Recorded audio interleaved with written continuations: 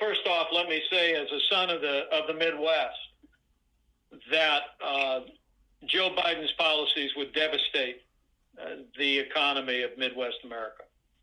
I mean, under President Trump's leadership, we've seen the industrial Midwest come roaring back. When Joe Biden was vice president, part of an administration that was raising taxes, increasing regulation, stifling American energy, we lost 655,000 manufacturing jobs.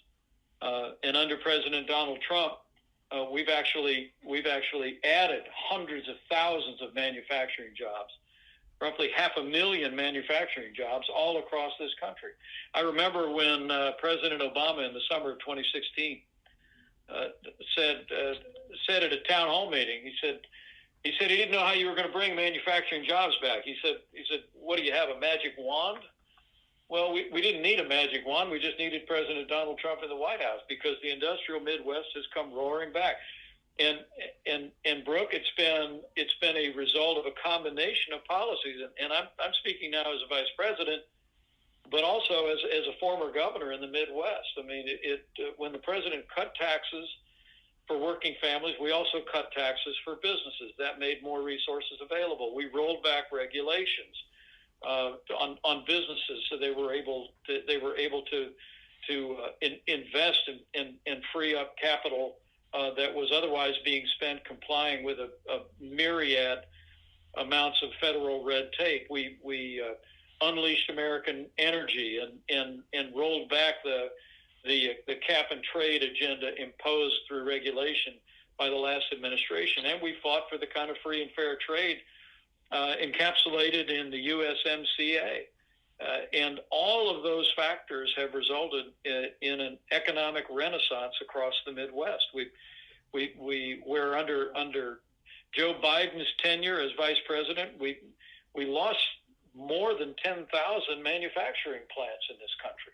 But under this administration, we've seen manufacturing come roaring back.